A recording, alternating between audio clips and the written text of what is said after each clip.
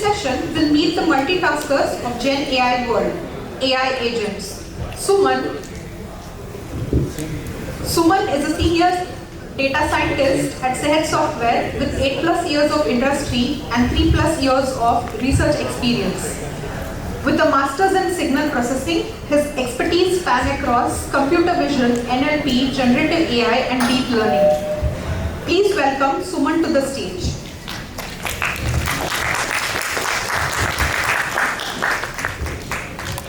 Hey, hi everyone.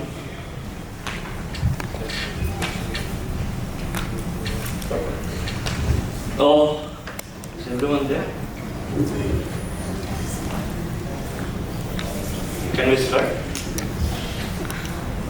Oh, can someone switch off the light out there, please?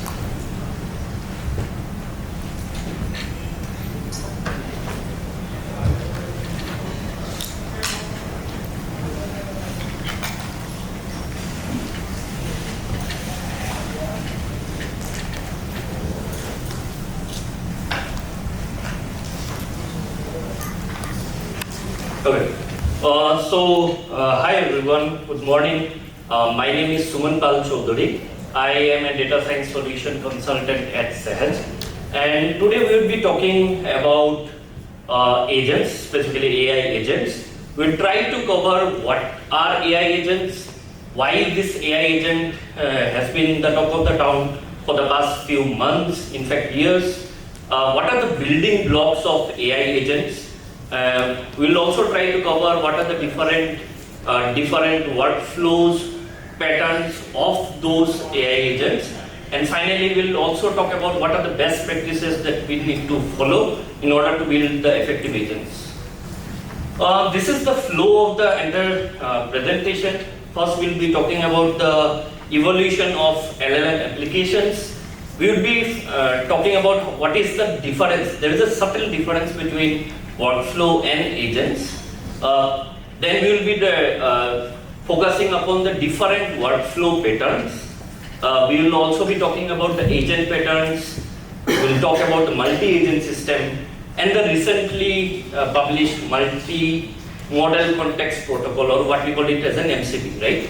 I also wanted to cover A2A, which was published by Google agent-to-agent protocol, but because of the time constraint, I have not included it, but we can of course talk it in, like while we are offline out there, we can talk during the networking events. We'll also talk about the flow of the control and finally key takeaways that we can suggest while building effective agents. Okay, let's talk about the evolution of LLM applications. Okay, before we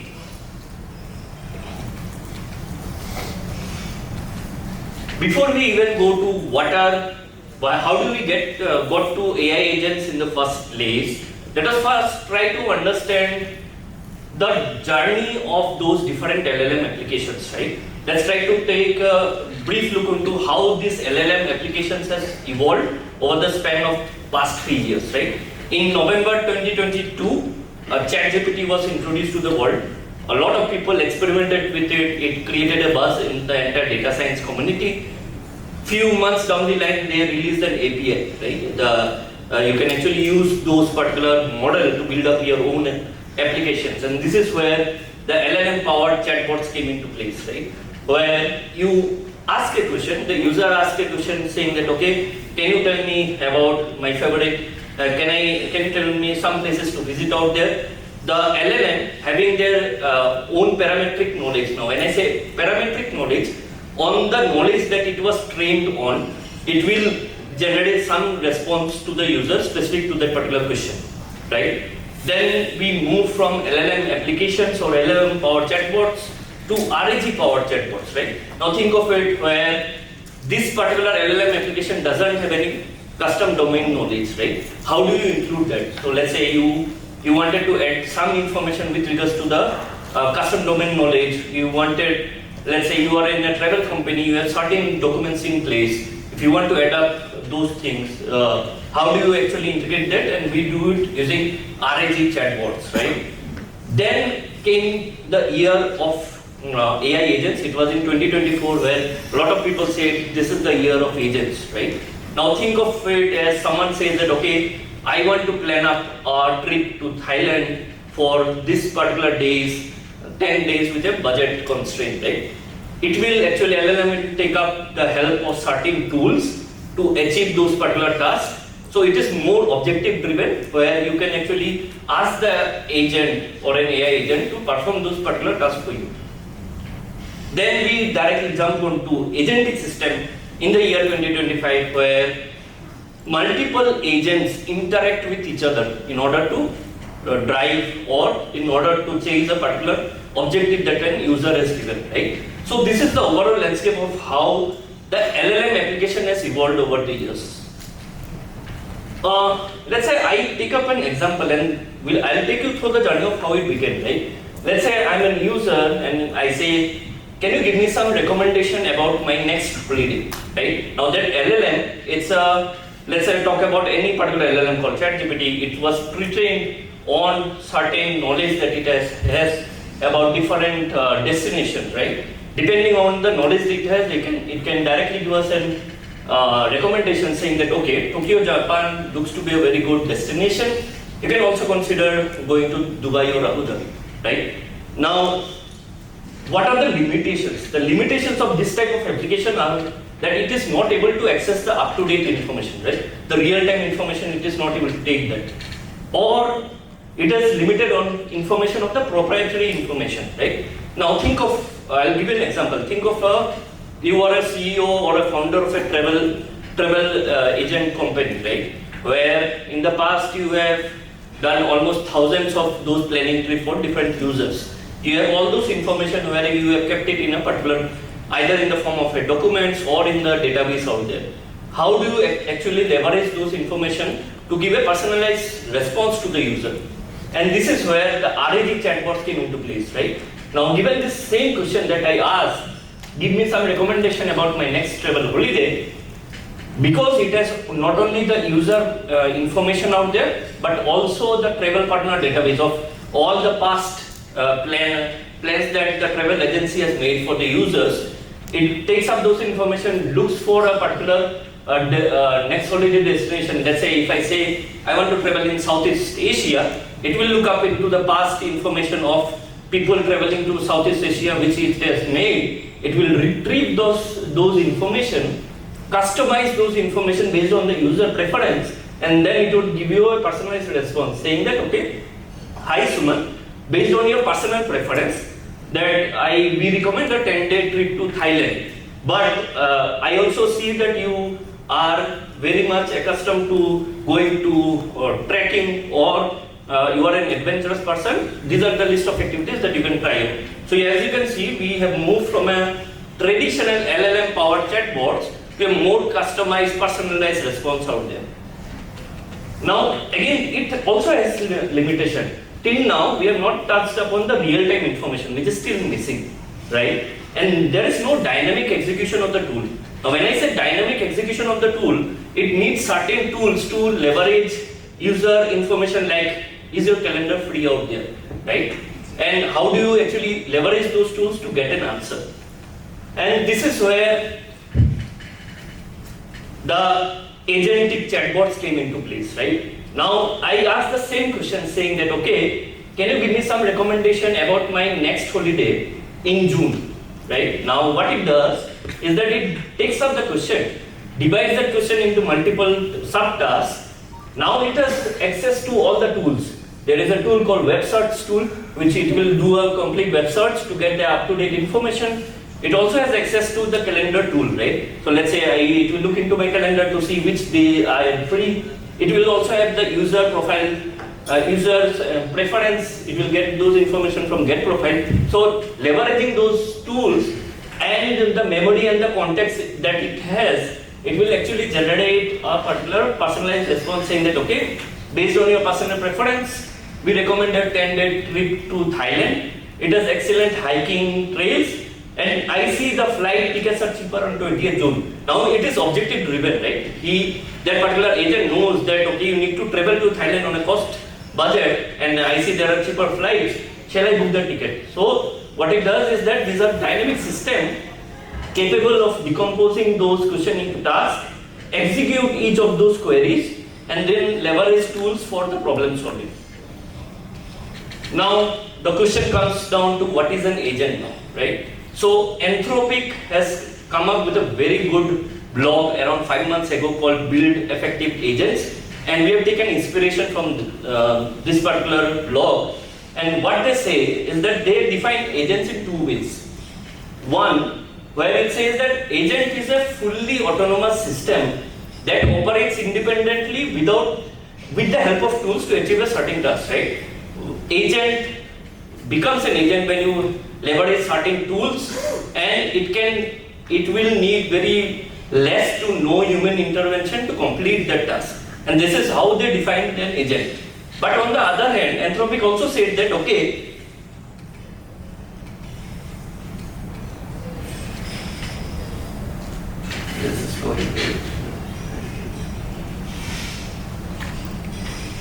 it is also defining as the predefined steps that are followed in order to complete that particular process. That means you have certain task in hand, you have certain process in hand, it will follow those predefined steps or process in order to achieve the solution, which they are also calling it as a workflow, right? So now the question is, we understood what are agents, we certainly got a definition of what is a workflow, but there is a subtle difference between them. What is the difference? Let's look at this particular diagram, and this will actually clear up the confusion out there. Let's look at the top left side. Workflow, ideally there are two types of workflow. In the normal workflow, the LLM are embedded in the predefined path. So there is an input, there is an output, there will be certain LLMs in between. So let's say if someone, as an example, let's say if someone says, okay, can you write an article talking about Japan's industrial growth, right? So what the first LLM will do is that, given that particular user query, it will find out, okay, can I actually generate a good title for it? The output of that particular LLM, which is nothing but the title, goes to the second LLM, which generates an article which regards to the Japan's industrial growth, right? So as you can see, the LLMs are embedded between the paths, right? So there is a certain path defined for that particular workflow. Or let's say I take the second example.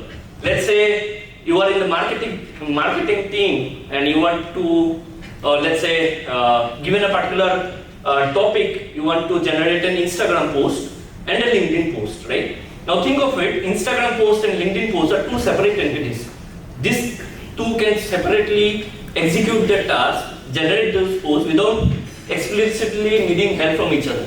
So I can do parallelization where I can ask, okay, given this input, this goes to two of the LLM output, one for the generating an Instagram post, one for generating a LinkedIn post, and it gives you the output accordingly, right? So these are the basic workflow where the LLMs are defined, where the task or the objective of the LLM is defined.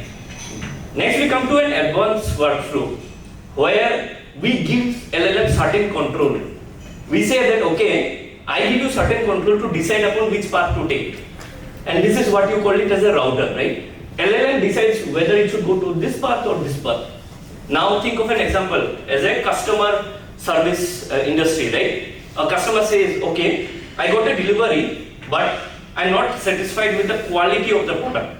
Or if the customer says, I'm not satisfied with the delay of the product, it's a shipment delay, right? Now we can actually, in this particular advanced workflow, the LLM, given that input query, can decide upon, okay, whether this is a query related to the shipment team or this is a query related to the customer or the quality assurance team, right? So accordingly, it will direct the query into each of those LLM depending on what it needs to do. And this is what we call it as a routing. And this falls into the advanced workflow. Now, cut short, when you go to agents, what we say is that, again, agents is objective driven. You say, okay, I want to create a computer vision project which is able to identify, let's say, a particular cats and dogs. Accordingly, it understands the problem and then it will generate some code. It will take the feedback among itself. It will try to cover up all the unit test cases, and finally, when it is confident enough that the code is modular, it gives the right output, it will give you the output accordingly, right? So the agent ideally is objective driven, But that doesn't mean that we do not call this as also as an agent. There is a subtle difference between that. We call it as an advanced workflow, but this agent and workflow terms are used as a complement to each other. And as we said, LLM in the last part, LLM decides its own trajectories, right? LLM decides what it needs to do. Now that we have understood what are workflow and agents, let's talk about the sorting pattern, right? And once we talk about those patterns, right, these are the 7 fundamental patterns that we see that you can apply to any of your real world problems, right? Ideally, these are the 7 patterns that we generally would try to explore upon. The first is the augmented LLM. And then we talk about prompt chaining, parallelization, routing, orchestrator worker, which is one of my favorite workflow, and I will tell why. Evaluator, optimizer, or agents, right? We'll explore each of those patterns one by one. So pattern 1, with regards to the agent, we call it as an augmented LLM, right? Now, if you look at this diagram, right, focus on the LLM part. Ideally, only the LLM is the foundational component, right? If you just look at the LLM, you get an input, you provide an input, it will give you an output. But then when you add the capabilities of retrieval, tools and memory out there, you actually enhance the capability of an LLM, thereby enabling richer interactions, right? Now, once this LLM has those capabilities, when you provide them with the capability to do effective retrieval, as you have heard in Kartika's talk about RAG, or having tools, having a long context memory, you are giving the LLM the power to actually execute the task that you require it to do, right? So what they say is that this LLM now can take decision, issue the queries to get an effective answer, choose the right amount of tool, and deciding what to remember. So just to make sure that we understood what an augmented LLM is, let me take up an example, right? And please do not worry, those 7 patterns that I will talk about, all of them I have converted into real life use cases. I have created a GitHub repo, push all the codes. At the end of it, I will also share the QR code. You can try it out and give us, if you have any question, please do let me know. But coming back, we have a particular use case that I have created. Let's say you have an LLM, you have certain tools out there. Let's say a web search tool, which does a web search accordingly. You have a particular mathematics tool, which has addition, subtraction, multiplication, and division. You also create your own tool, right? You can also create your own tool, saying that, okay, given the system that I has, can it give me an effective current date as well? Also, you have the memory. Now, that's a very interesting question. Look at the question out there. It says that what is the weather of Tokyo? And can you add 15 to the temperature and then multiply by 10? If you look at this particular question, this question composes of 3 sub-questions out there, right? Ideally, so what are the first question out there? What is the weather of Tokyo, which I have represented as 1. Then once you get the weather of Tokyo, can you add 15 to that? And then multiply by 3, right? Now, once it gets the question first goes to an agent that decides which tool to use. So in this case, the first question, what is the weather in Tokyo? What tool will it use? The web search tool, right? Then it goes actually to the tool part, which will use the right tool, right? So in this case, it will do the what is the weather of Tokyo. It will execute that particular tool and then give you back the answer. So if you look at that particular arrow, the answer goes back to the agent. The agent has its own state, which it saves it in its state. Now it takes up the next question, tells, okay, what is the, can you add 15 to temperature? It uses the addition tool. This loop again executes. It adds 15 to the temperature, executes the query, and the answer goes back to the agent. Now when you do multiplication, it will again do the multiplication, do those calculations, and then finally goes to that particular agent. Once this particular agent is satisfied that it has executed all the queries, it passes on all the information to the curator. What it does is that it takes up all the information of the agent, plugs them into a format and curates the response in a way that is much more legible to the user, right? The user should understand it. And then there are certain output formatters. So what do you mean by output formatters? Several companies may require a structured output, right? as Uday was talking about the structured outputs, right? Certain companies may require the JSON format to be put up. Certain companies may require, okay, I just need the string format. So how do you actually format the output? Ideally, quick thought, if you look into the codes, we generally have used a pydantic based model to capture the essence of the output, and this is much more restrictive in what type of output do you need, right? So this is the current implementation of an augmented LLM use case, and thus we go to the next pattern. We call it the prompt chaining. What do you mean by prompt chaining? Given an input that comes to the system, it proposes a task into a sequence of tasks, right? Where each LLM calls process the output of the previous one. What do you mean by that? Let's say an input comes to an LLM call, which generates an answer. The answer of the LLM call 1 will go to an LLM call 2, which will again process some information, generate an answer. The answer of LLM call 2 goes as an input to LLM call 3, and finally you get an output, right? Now the question is, when do you have to use this workflow? Ideally, as I said, when we talk about patterns, we'll talk about when to use, right? Ideally, whenever you look at the particular problem statement, and if you feel that your problem can be broken down into several subtasks out there, it is better to use prompt chaining, right? Or if you need accuracy over speed, let's say, of course, one demerit of this prompt chaining is that if you do this type of sequential prompt chaining one after the another, the point is that it will incur some amount of latency. You will get some amount of delay in getting a response.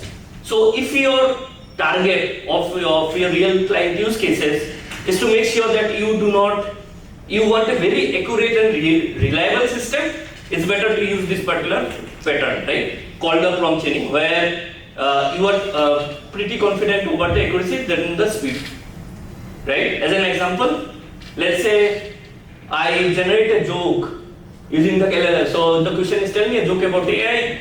We generate a joke out there. Once the joke is generated, there is a router or a particular decision maker that says that, okay, is the joke good or bad? If the joke is good, if the joke is bad, it exits. But if the joke is good, it will go to the next LLM to improve the joke, right? And then the improved joke will go to the third LLM which says that, okay, I need to polish the joke, and finally you get an answer, right? So this is the typical workflow diagram. You generate a joke. If it passes, improve the joke. If it passes, polishes the joke, and then finally you get an answer. Pattern 3, parallelization. Now, you use this type of framework when you know that one task will not affect the other, right? You can actually segregate your task into multiple LLM workflows, multiple LLM calls, and you know that those tasks will not hamper each other. Let's say social media post generation. As a marketing team, let's say you want to generate an Instagram post, LinkedIn post, Twitter post, you can actually create 3 workflows which work in parallel to each other. You aggregate all of those information, you get an output, right? When do we use this workflow? Ideally, we generally use this workflow, only use this workflow when you know the tasks are independent of each other. And let's say I will give you another real life example, right?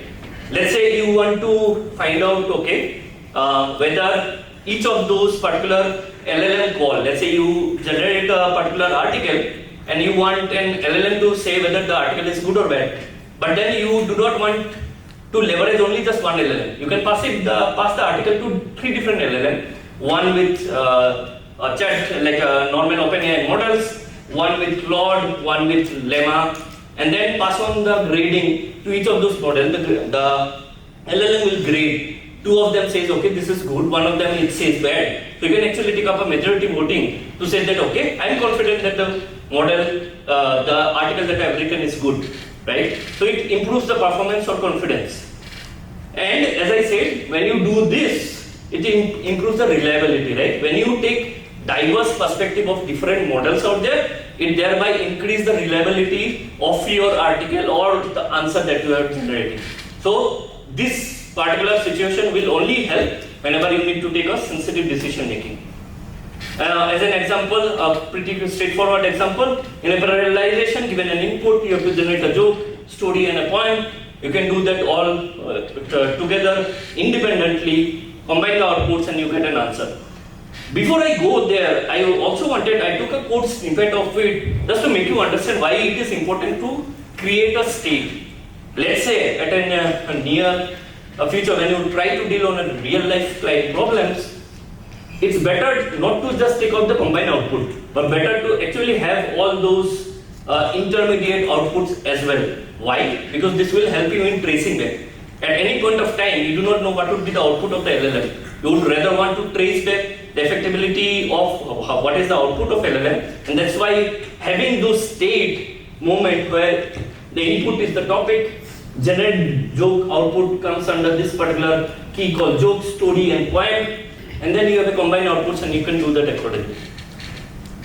Let's talk about pattern 4. So now till now we have talked about augmented LLM, we talked about parallelization, we talked about routing, we talked about prompt chaining. Now let's talk about the routing. Now, as I said, very easy example, routing actually what it does is that there would be an LLM which will direct those questions into a specified follow-up task, right? As an example, customer service request, a request comes to this particular system, it determines which particular department should it go to, whether should it go to the service inquiry, the shipping department or the quality assurance department. When to use this workflow? Generally, routing works well for complex tasks where you know that there are distinct categories which do not affect each other, right? You can, shipping department only handles the queries that are related to shipping, quality assurance only handles the query related to quality of the product, right? And this is my favorite pattern called orchestrator worker. Why do I call it my favorite? Ideally, if you look into this diagram, and I'll come into why this looks similar to routing, but let me explain first. There is central LLM that will break down the task and then delegate into the different workers. Now, when I say worker, it will dynamically spawn up LLM worker. Understand this particular word. When I say dynamically spawn up, that means you do not know how many number of LLM workers are needed. Right? The difference between routing and orchestrator worker is that in routing, you know that there are predefined LLM paths out there. Different workers out there. In orchestrator, your path is, or the LLM workers are not defined. So what it does is that, let's say, I'll give you an example. You heard about perplexity, right? It does a deep research. There is another, let me give you a very relatable example. Let's say you want to write a report generation. Now, if someone says, okay, can you tell me about US input tariff across the world out there? Now what it will do is that it will take up that particular query, it will try to understand and reason what the question is. Then it will try to find out the topic, right? So let's say I'll put up this particular diagram for you. So let's say as a report generation, the moment it hears, okay, I need to write an article about US input tariff, it now starts to think, okay, I need to first write out a section on introduction, then I need to write out a section on the economic policies of those tariff, geographical implications out there. So it decides upon, let's say, 5 to 6 topics. Now when it decides upon 5 to 6 topics, now it can spawn up different LLM workers out there to independently execute this topic, right? Now, as another example, if you do a report generation again for any other topic, not necessarily it will again generate 5. It may generate just 3 topics. And it will spawn up 3 instances or 3 LLM workers accordingly, right? So, the difference between routing and this particular orchestrator worker is that it automatically spawns up those LLM workers and you can generate those reports quite seamlessly, right? I again, the reason why I put up the code snippets or try to make you understand out there, whenever you write or whenever you try to build up this entire pipeline, let us also focus on those, right? If you write the schema of it, let's say the introduction, you would say that, okay, I need to write an introduction and I will also give a brief description, okay, this introduction should focus on these things. Then you take up the topic 1, let's say the economic implications. you again put up the title as this title should be economic implications, and the description is that I need to write about this particular point. These are the pointers to follow. Once you do that, then let's say there are 5 topics that I have created.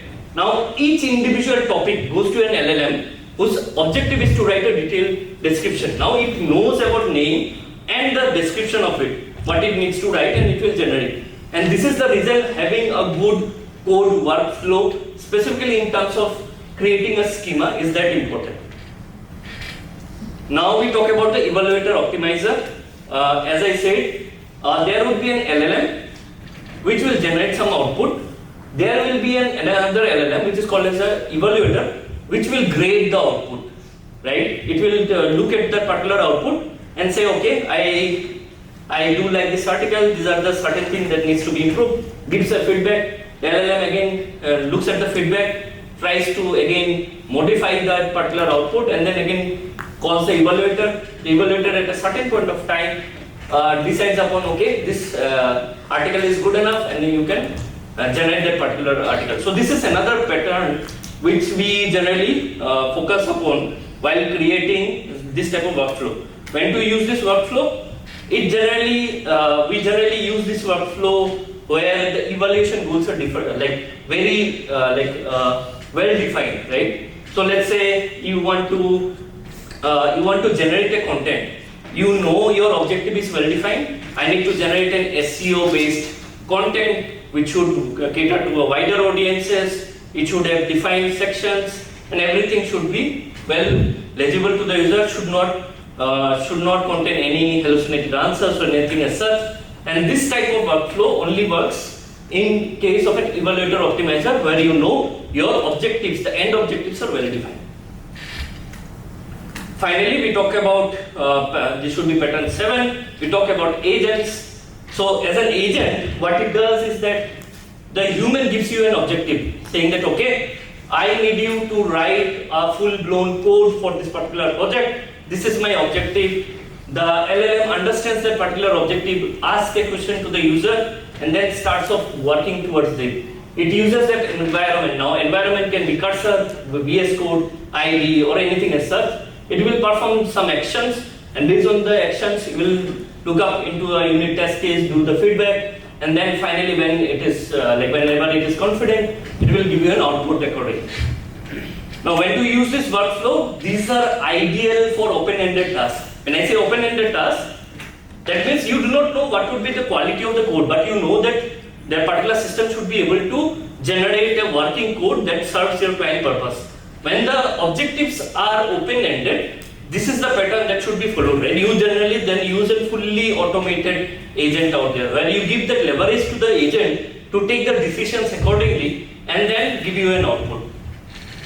Now, typical use case of a Claude desktop. Everyone heard about Claude desktop, about the ID. So let's say if an user asks a question saying that, okay, I want to create this particular project, the front end would be in React, back end would be in those AI tools needs to be used. So given that query that goes to the system, the interface actually asks the question to the user continuously. Okay, is this your objective? What are the things that you need to do? It will ask clarifying question until unless it is confident about it. Once it is confident, it then sends all the questions and the context to the LLM to write the code, check the status, check the unit test, and if all the unit tests are working, and this keeps on going on until unless it executes the code. And once it is confident of the result, it comes back and then shows it to the user to say that, okay, we have achieved this particular goal. Now we talk about the multi-agent system, right? What is a multi-agent system? So earlier, during the first slide of an augmented LLM, right, we saw a single LLM performing multiple tools, taking up all the tools in its disposal, right? It had mathematical tool, it had web search tool, let's say it has support tool and a billing tool. Now the problem with that is that single agent is handling everything. Now what it does is that the limitation of this type of workflow or agent is that it becomes slow, right? There are chances that the answer that you get would take up a good amount of time, the latency would be higher. But also let's say if someone is asking, okay, a mathematical question, there are chances that it might pick up a wrong tool, right? How do we mitigate this problem? Enter the multi-agent system, where every particular tool I'm identifying as an agent. We are identifying and discovering and making sure that every tool works as an agent. There would be a supervisor agent. So let's say when a user asks a question, it will look at the question and it will say that, okay, this question is related to the mathematics. I will pass on the question and the context to the maths agent. It will do the work and send it back to the supervisor agent. The supervisor agent understands, okay, I am satisfied with the answer, and then it gives back to the user. What is the advantage of it? One particular agent is not bogged down by the number of question it has, and it has clear visibility of what are the agent that is there in its disposal, right? And it can actually bifurcate or distribute its workload to different agents accordingly. Now, if we understood about multi-agents and this handing over the task to each individual agent, in multi-agent system you will hear about the term called handoff. Okay. Now we talk about the multi-agent system. Now there are various type of multi-agent system that you would see out here, be it LangGraph or TreeUI. You would see various type of multi-agent systems that are there. I was talking about the supervisor agent, right? Where there would be a supervisor who would delegate the task to each one of it. There are other type of agents called hierarchical agents, where there would be a master agent under which there would be some individual agents. Under each sub-agent there would be sub-agents, and accordingly, right? And there can be a custom agent. So let's say you are building up an agent. Let's say for a medical billing system, you are building up an agent that says, okay, my billing should only interact with the finance agent, or my infrastructure will always interact with the OPEX agent accordingly, right? So you can also build up your custom tools. So now, like the similar example, when you put up a question called what is the weather in Delhi, add 5 to it and then multiply by 2, there would be a supervisor agent which understands the question, delegates the work. So the first question will go to the web search agent, it will do the work, it will pass on the answer to the supervisor agent. It understands, okay, it is satisfied with the first part of the answer, gives the second part of the question to the next part of the agent which does the work, and then gives you the output accordingly. As I said, the advantage is delegation of the work makes the agent more powerful. So multi-agent systems are more powerful nowadays. Let's finally talk about the model context protocol. This particular protocol has just been published around 2 to 3 months back, published by Anthropic, took the entire internet again by storm. And I wanted to specifically put up in this slide because I wanted to keep you aware of how this model context protocol works, right? It's an open protocol that standardizes how applications provide context to LLM. Let's take an example. If your LLM has access to this tool, right? Archive tool, Wikipedia tool, Tably for doing web search, DuckDuckGo for using web search, or some external DB out there. Now, you have to understand that all those particular agents or all those tools are provided by the service provider, right? Now think of this, you have created that particular LLM which is connected to this tool. So you have of course written a wrapper code to connect to these tools. Now this service provider, they keep on continuously updating the package, right? At near time Tably search will become Tably version 0.3.2, and the way we used to call up that particular package changes. The moment it changes, the wrapper code also needs to be modified, right? Every time whenever a new package gets updated, you again go back to a system where you individually update the individual wrapper code for your system to work. This gets replaced by the MCP.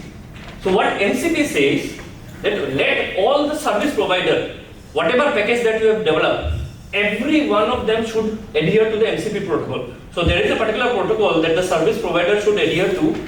This is the client for me, MCP client. It just has to follow this MCP protocol, which is a way to connect to each of the service provider. So once you have those protocols in place, now you do not worry about the code that you have written. Every time when the packages gets updated by the service provider, they will actually use an MCP protocol to update their package, and this is what MCP does. It's a very simple thing, but we have to understand what MCP generally, what are the internal components. So I wanted to talk about the MCP internal components. The MCP host, what we call it as a host, let's say VS Code, Cursor, Cloud Desktop, or a regular Streamlit application, right?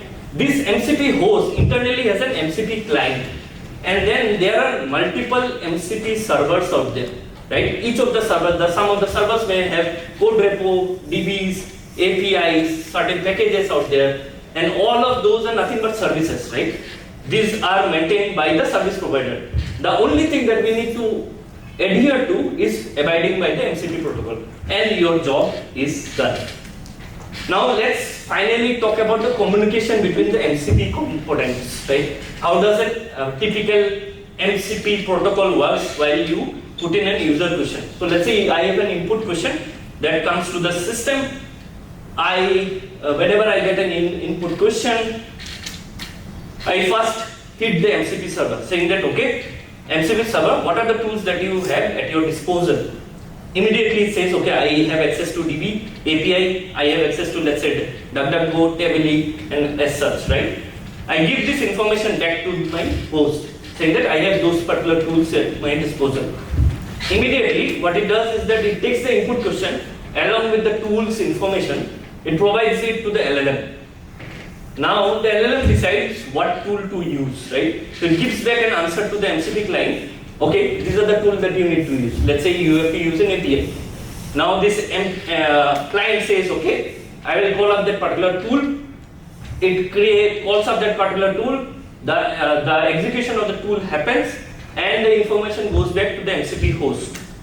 Now all those information that it has got from the tool and the input question goes as a context to the LLM. It will now finally see the question, whatever output that it has got, and finally generate a curated answer for you. And this is how an MCP protocol works. I also wanted to take a few seconds of your time to also talk about the recent, though I have not put up in the slides, also wanted to talk about the Google agent to agent protocol. The difference between Google A2A protocol and MCP protocol is that here, let's say you have a client which is interacting with the LLM with the help of your tools, right? It has access to tools. I give you an example, a very interesting example. Let's say you are an aggregator of your travel agency.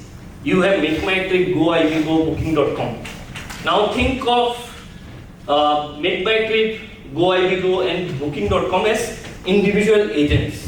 So what agent to agent protocol says that one agent will connect to other agents via a particular protocol, and those individual agents internally may connect via MCP tools.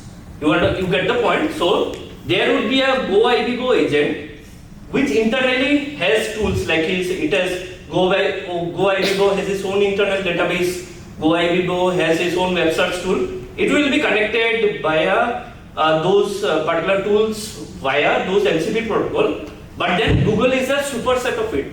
It will, so agent to agent protocol, what it says is that I am an agent, my only task would be to interact with other agents, and I don't care whatever protocol that you follow, specifically the MCP protocol, I need to get an answer.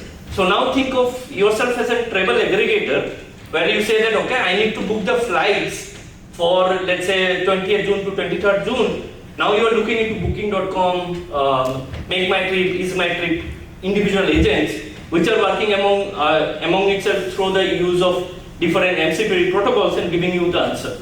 Now think how these particular agents are now working in sync with each other, right? Earlier you have to connect to each individual Make My Trip or Go IBGo individual website or APIs, but now those agents you just have to work around those particular agent protocol JSON. You just have to mention, okay, this is the Google API that we need to do, and then you would get the answers accordingly, right? So this is a starting difference between an agent to agent protocol and a model context protocol, what we call it as an MCP. Finally, we talk about the level of the control of agents. This is a diagram that I got while I was like studying about LangChain dev law. What it says is that this is the control for the flow of agents. On one hand, you have the router, where you are giving certain control to the LLM to decide upon the next course of action, where you have more human control. And then on the other side, there is an autonomous agent, which is taking up all the control on itself, very less human feedback, and it does the work for you. But then the fully autonomous agent, you cannot determine what would be the output of that, right? Because the agent, when you give a full hand control to those autonomous agents, you do not have much flexibility on the output that you get. On the other hand, we talk about the application reliability, right? We talked about the router, right? When we saw a particular, we give that LLM that leverage to decide upon which particular part to take. We know that the output that the router takes will give me a very definitive output out there. So therefore, the application reliability is much more higher. As we go down the autonomous agent, though you are removing the human interaction, the application reliability turns out to be much more lower because you do not know what would be the output. So this is where the orchestration framework or different type of frameworks come into play, like LangGraph, Crew AI, AutoGen, or Pydantic AI, or the recently published, which is garnering a lot of steam, called Agno AI, right? What it does is that these are orchestration framework that will actually help you to make those autonomous agents, or at least describe those agents in a much more easier way, so that you can actually effectively control the output of those agents. Finally, so as I said, if you have more agentic control, less application reliability is a major key takeaway. So key takeaways, the three simple things that we talk about, we start simple, right? Whenever you build up a particular solution, divide that into a certain executable task, think of the simplest solution. Do not just jump into agents if not required, right? A lot of things, a lot of solutions can be built just by the workflow or the different workflow patterns that I have talked about. Workflow versus agent, as I said, only use agent when you do not know what would be the output. For every other cases, the 6 workflow design patterns that I have mentioned about, more or less you will be able to achieve all the solutions that you want to do using those workflows. So use workflow as much as possible. Only go to agentic applications unless you are not sure of the output of what the agent will give up. And finally, each LLM for a specific task. And this is where I would like to conclude this talk. As oftentimes we see that a particular LLM, we give a lot of tasks. That you also do the mathematical pooling, you do the mathematics calculation, you also do the web search, you also do the billing. So when you give a load, when you overload the LLM with a lot of information, that particular LLM gets confused. So break down those tasks and assign each of the tasks to individual LLM. They are much more capable to handle each of those tasks, though there would be some amount of latency chipping in, but the application reliability goes up.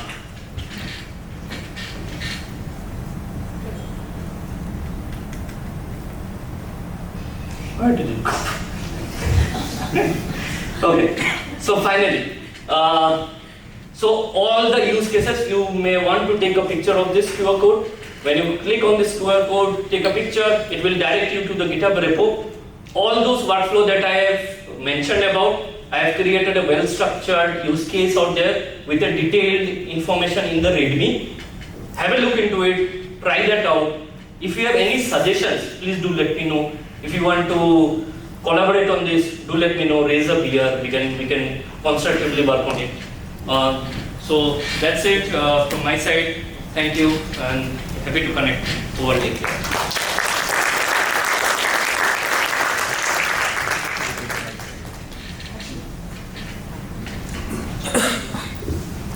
It's on. It's on? No, it's not. It's ready.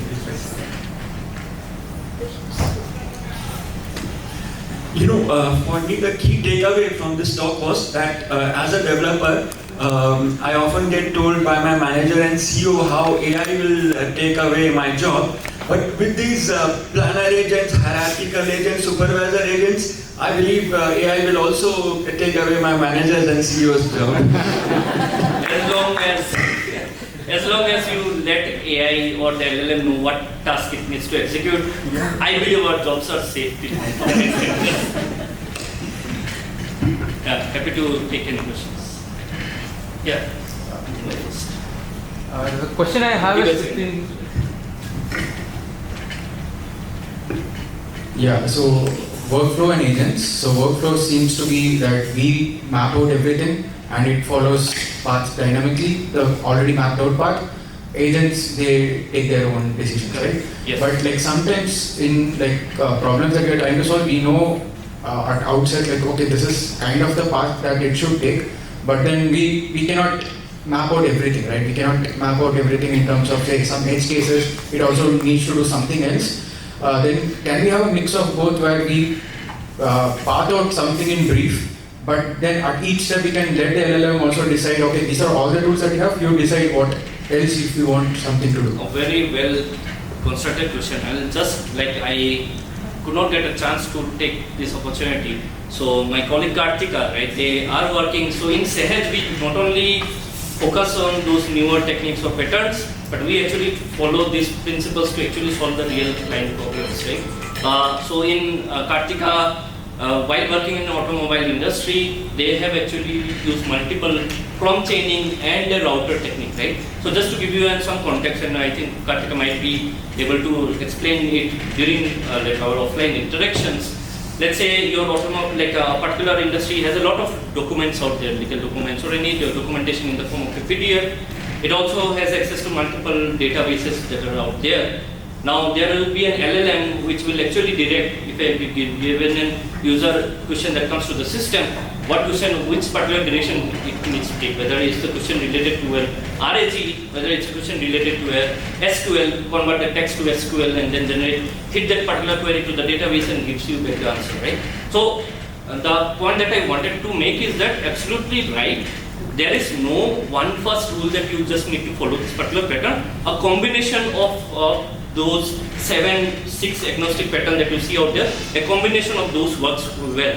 You actually have to understand how do you actually divide that problem into certain spaces, how do you actually combine them so as to get an effective answer, right? I would not say the LLM will give you all the answers, but there are certain edge cases where with iteration, it actually helps you to get much more better, right? You would then see that, okay, once I've created this workflow, which is a combination of, let's say, prompt chaining and a router, there may be certain edge cases which may got left out, right? You again go back to the whiteboard, understand, huddle together, come up with a different pattern, try to cater to those corner use cases and again create a workflow to actually give you the right answer. So it's an iteration-based problem.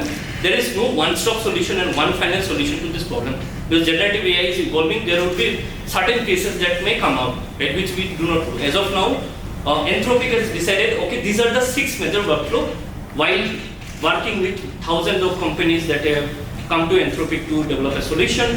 We have taken inspiration from those blogs and also tried to implement it in Sahaj while solving the real customer problem, right? There is another customer called YMO where we actually did parallelization, right? Certain task parallelization. Let's say you wanted to have a much more effective RAG, right? You would rather convert a question into multiple query, pass it through each of the LLM, generate an answer, try to evaluate that particular question whether it's right or wrong, right? So all in all, you look at that particular problem segment, come up with a basic workflow, see if it works. If it doesn't, get back to the board, try to find out what works, try to integrate that workflow, and then eventually it will get. There is no one-stop solution. But basically what he's saying is the suggested patterns are indicative. They are not exhaustive. You can always come with your own pattern for your given problem.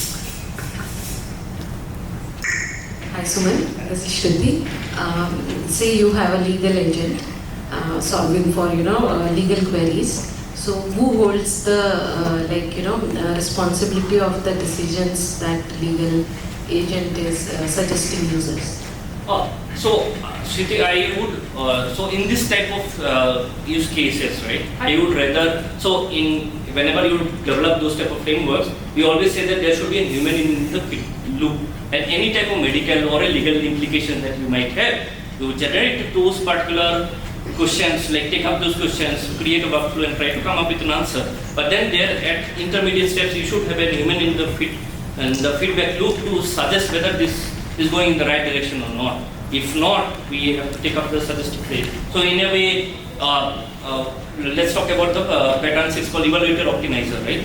In there, you also have not only the optimizer that generates the quality of the feedback, because your end goal is more or less defined. But then you just cannot take up this particular legal implication and take it out to the customer.